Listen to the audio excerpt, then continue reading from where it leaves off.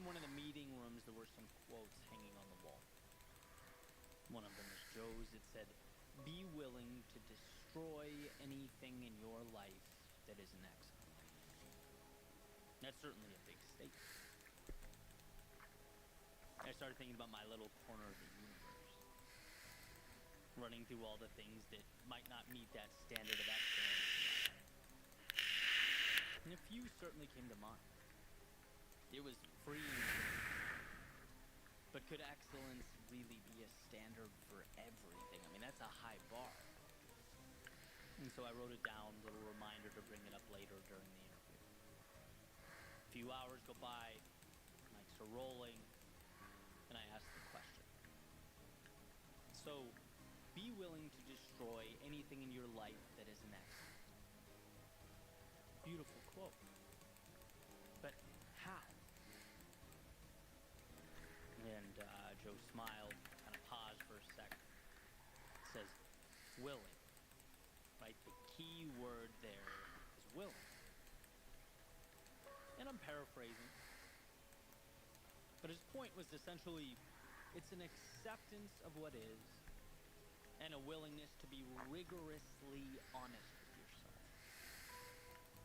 Because look, there's not an athlete, entrepreneur, parent, or student who didn't have to, at some point, play broken. We all do. But to live like that? That's not a life well lived. That's learned. And that quote on the wall is about taking a stand. It's the moment you say, I want a new standard for my life. I'm going to be more assertive, more caring, more aware. Excellence is not a requirement per se, because human beings can't be excellent all the time. We are flawed, we are trying, we are growing. But what you can do is look around you and start moving towards that version of yourself. Start cutting away. Come on, make this turn. I I probably should. In his book, What's in It for Them, Joe highlights British Olympic rower Ben Hunt Davis, who had one standard for the men in his boat. One question that would be asked every time they were confronted with a decision. The question was, will this make the boat go faster? If no, then it's not for them. And this framework guided their journey. Dodge and wave. Contributed to their success, this clarity, this line of sight. It's an awareness we can all learn from. Understanding that we're not shackled to yesterday, we're not tied to the old stories, the old relationships, the old ways of living. No, our paths are not dictated by what was, but rather our willingness to be aware, to ask the questions that position us towards our North Star. And as the conversation was winding down, Joe pointed to a quote from the movie Vanilla Sky. It states, "Every passing minute is another chance to turn it all around." Change doesn't happen without the understanding that more is possible. That perhaps you've been conceding too much while asking too little of yourself. Perhaps you've been surrounding yourself with inadequate resources. Maybe you've been building walls that without your knowing it became self-induced limitations. And yeah, excellence in every single aspect of life is unobtainable. But what a beautiful standard. What a journey to embark upon. A horizon to chase We should down. yeah.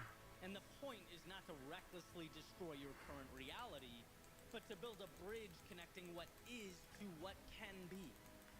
It's loving the reflection in the mirror enough to know you are better. You can be better. You will obtain better. You need not be perfect or flawless, but you must be willing. Willing to destroy anything in your life. A little bit of a mess click. That is an excellent.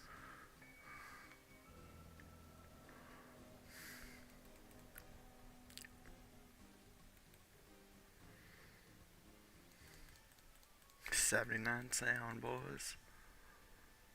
Here's to going even when you don't want to go. To moving forward when you're uncomfortable, to stepping up when you're fearful. Here's to courage. I was talking to a friend of mine earlier today about understanding the difference between two things. On one hand, the fear that presents itself when we're growing, leveling up, right? Like we've all felt nerves before a big event or an important life change, things like that. And then on the other hand, the emotions that arise when we start to feel like something isn't right for us. Similar discomfort, but not quite the same. We feel nervous or uneasy because we know we're misaligned. And where we landed in our conversation was that when you were on the edge of that metaphorical cliff, and your body's pushing back, your heart's pounding, your mind is racing, It worked you're out nervous, perfectly. you're fearful. The question worth asking is, will I be disappointed in myself if I don't go through with this? Will I be letting myself down here by turning back? You have to jump into the future and imagine the future you sitting at the table reflecting on this. If you see yourself as regretful, wishing you pushed through, then it's not an alignment issue, it's a matter of courage. And when you think about it, it usually feels obvious looking back. Like I can easily recognize in hindsight the things I stopped doing because they weren't aligned with who I wanted to be. When you stop doing the wrong thing, it feels like a breath of fresh air. Like a step back, a leap forward. Those decisions create a more fulfilled life. But those times I stopped because I let the moment get bigger than my end goal. Those times I caved and decided I didn't want to pay the price solely because of the temporary discomfort. I remember those two. That's a different feeling altogether. A not so good feeling, as we all know. Jim Rohn says it like this: there's a pain of discipline or a pain of regret. Choose your pain.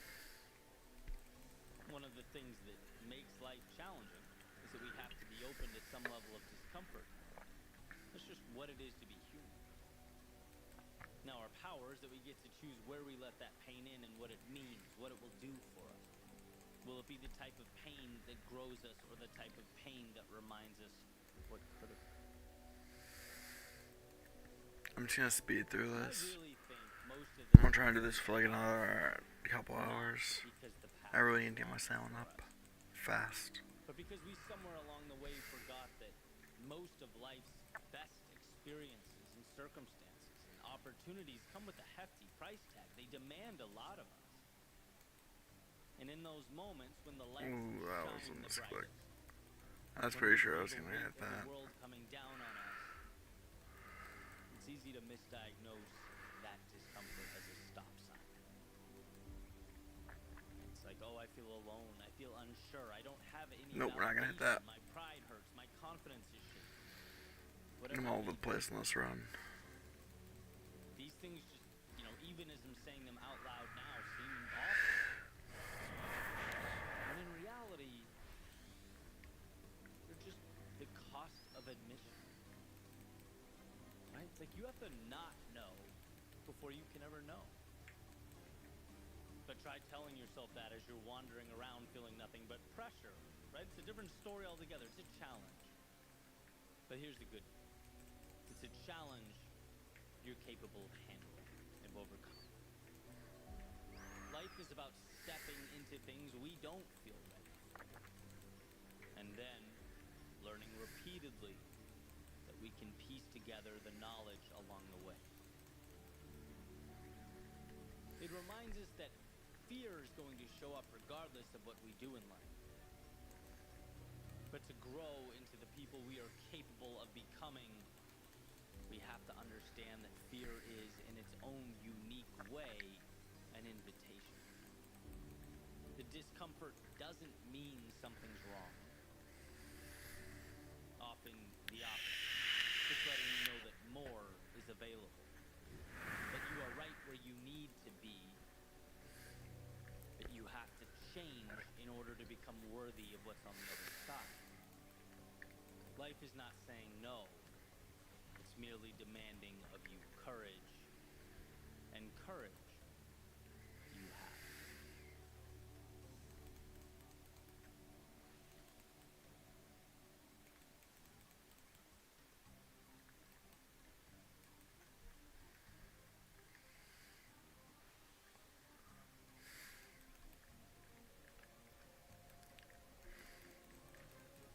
There's a quote that states, "Whatever you are, be a good one."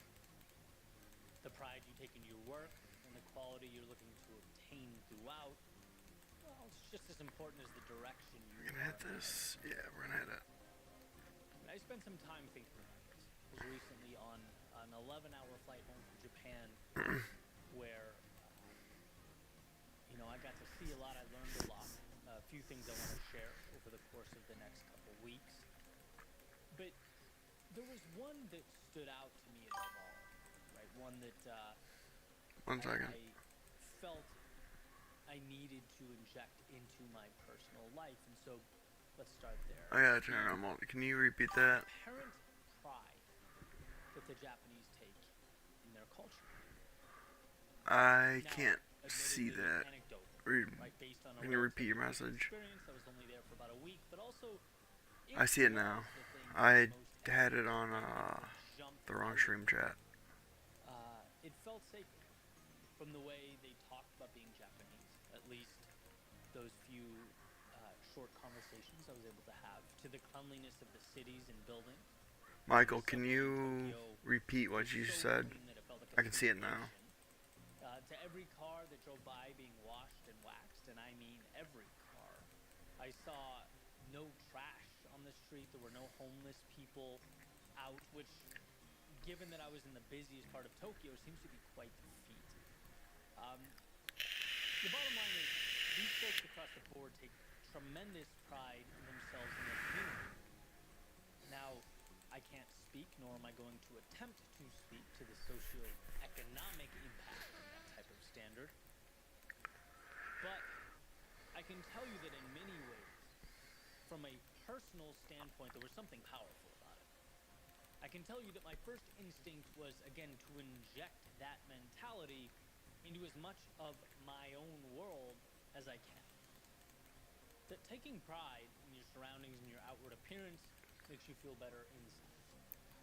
That when your world is messy and cluttered, so is your mind. That when you don't invest in your environment, it probably diminishes your likelihood of succeeding in it. There's power in pride, in caring and taking responsibility for that which is yours. I said something similar in an episode last week talking about identifying your North Star and acting the part. And someone commented under the video, agree, how you do one thing is how you do everything. And I really like that. I think it sums it up beautifully. Now, I'm not ignorant enough to think that Japan is perfect because I spent a week there and the subways were clean. I'm sure underneath the hood it has flaws, like every society does, like every individual does. But pride in oneself and surroundings doesn't appear to be one of those flaws. I think it's a source of strength. And seeing this came at a time when I needed it most. Perhaps I may have even subconsciously been looking for it. And over the years, I've realized this in different areas of my life, without knowing in many cases that I was longing for consistency. Pride, not just in a few habits, but in the greater overall picture. Getting into shape, I think, is the easiest example to demonstrate. Because it's not just a habit change, it's a lifestyle change. Right? To be truly fit, you have to raise your standards across the board, adjust many aspects of your life so that they essentially come together to create something new. It was pride and focus and attention on when I woke up, what I ate, obviously how and when I worked out, what I said yes to, what I said no to. My work and social lives were also inextricably linked to those decisions. And in neglecting some aspects there, diminish the stock of all the others. It's taking pride in how you do everything. It's not allowing yourself to fall short of a particular standard. When you don't let the little things fall off, it creates an environment where you can conquer the big things. And that's why I think that quote is so impactful. Whatever you are, be a good one. Not in one area or in one aspect of who you are, but in totality. Set a standard, right? Don't allow yourself to fall below it. You will feel better, freer, healthier. The car is dirty. The office space is probably cluttered too, which means so is the desktop, which means so is the mind in its way of navigating and processing information. Nothing is completely siloed off. Or on the other hand, if one thing is immaculate, odds are everything is, right? So that little trip was a beautiful reminder to raise the bar in all aspects of my life. The standard can't just apply to my work or my art. Everything is intertwined. Greatness is holding on to the standard you set, the value system you deem meaningful, and accepting absolutely nothing. We're gonna miss this turn, I think. Nope.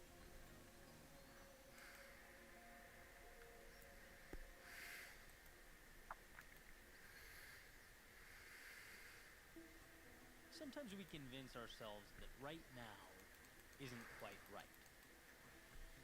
It's not the wrong time necessarily, but soon.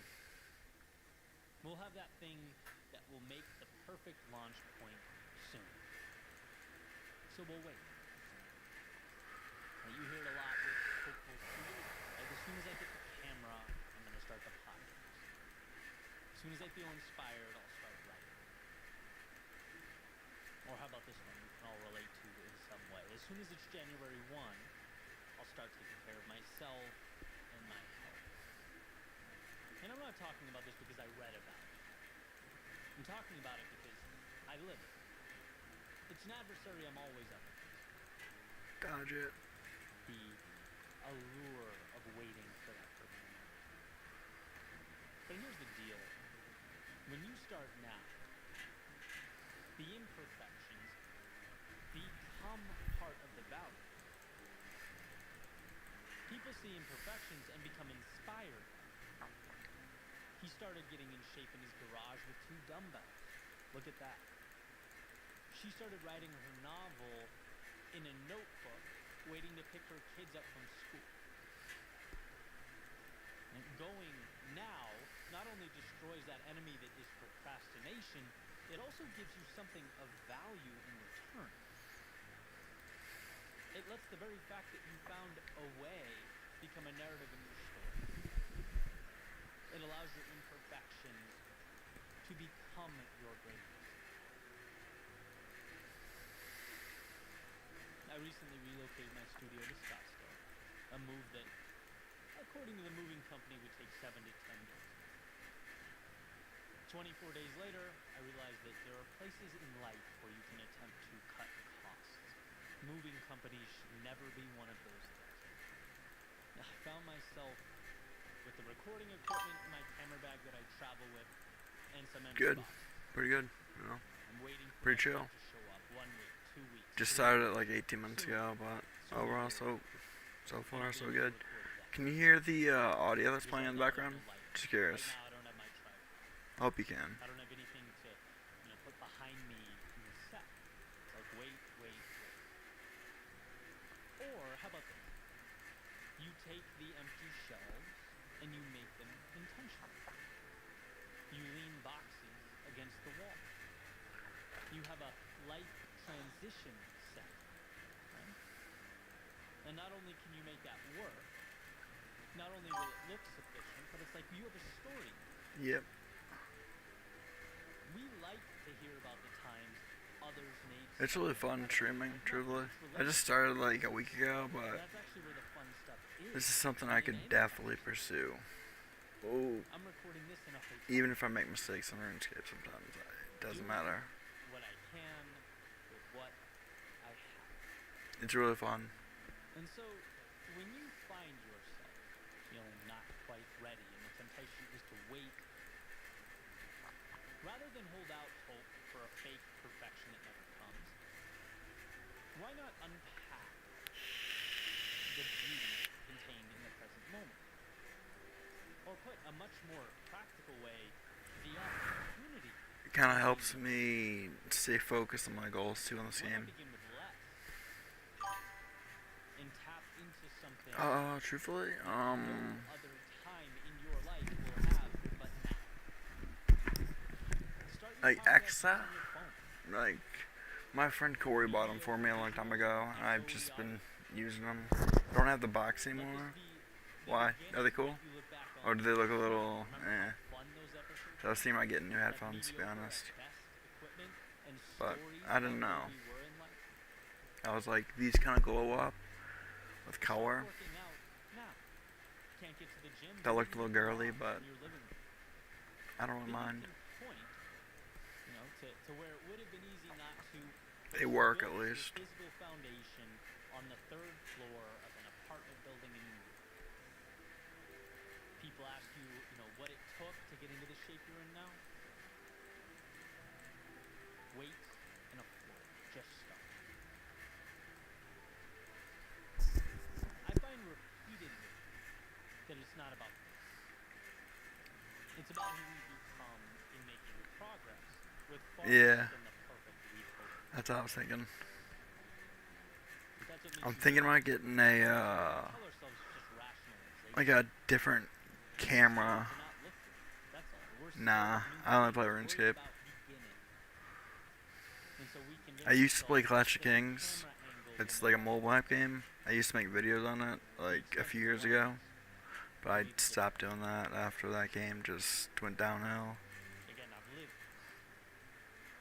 Right? And then you get it, and it's like, in truth, the new camera just sits there.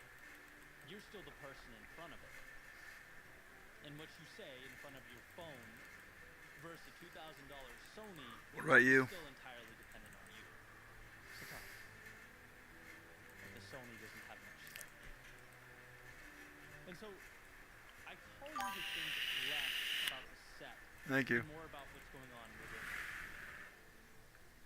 The amount you can do with what I've you been playing have this now game will for honestly probably 20 years. truly magical. Like off and on. In these You last know, 3 weeks, it wasn't like 20 years straight, but 2 pairs of shoes, I've been around the game for that jeans, long. T-shirts, and a candle. I didn't miss much. Because my ability to Pretty think much and seen share it all. ideas didn't get packed away and put in the truck with everything else. That stayed with me. And we all have some version of that in our own lives. That's what matters. You are LeBron at something. So cherish that. Bring that to the world, regardless of the circumstance. You can put LeBron on a broken down court with no nets, he'd still be pretty good. The environment becomes something different, something enjoyable because of its novelty. Too often we miss the value because of the details. So, I'll end with this. Don't seek perfection. Seek to start now with what you have so that you can give more of yourself. You can give more of yourself when you're unsure. Give more of yourself when you're lost.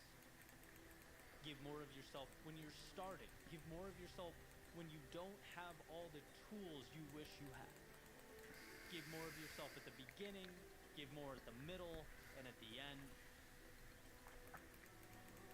Anything that suggests you need some miracle in the mail before you can begin or tap into what matters is fear.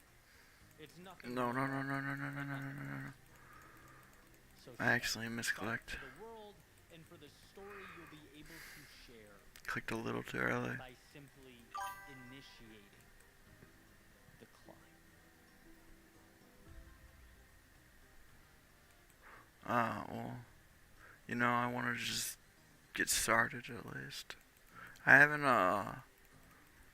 If you're on Twitch, yeah, I actually made my Twitch account yesterday and just really We have so put much like 15 minutes into it. to let go. Just because I wanted to at least start the streaming process first on Twitch. Because I'm streaming on Kick and They're not ours. Twitter at the same time, Not so best interest anyway. Yet we I probably will update Twitch a little bit carry them around either like today or perpetual tomorrow, but lies, yeah, you're right. the lies they espouse, the fiction they propagate. Thank you for that. We have What, to let what would you add to it, to Before my we Twitch add profile single to make it thing, more before appealing? we adopt If you don't mind me another asking. way, it all has to go. Or if you have any suggestions. I don't remember where I've seen it, but I know I have. Maybe cartoons when I was younger, but I'm imagining that character that is taking off their jacket or shirt, and there's always another one underneath it. Right? And they're like confused, frantically pulling off shirts and more to keep emerging. They had no idea how many layers they were carrying around. Oh, lordy. And funny enough, 20 years later, I'd be thinking that we are no different. There are so many layers, and so many of them should be gone, should be left, should be confined to the dustbin of history. Those boundaries in your life, who set them? Who said this is as far as you can go? Who put that little fence around your world and asked that you stay obediently confined to its borders? Who said that what you have is all there is? Who said upside is too dangerous? Who said life is about predictability and routine, so stop asking questions? No one. No one said those things.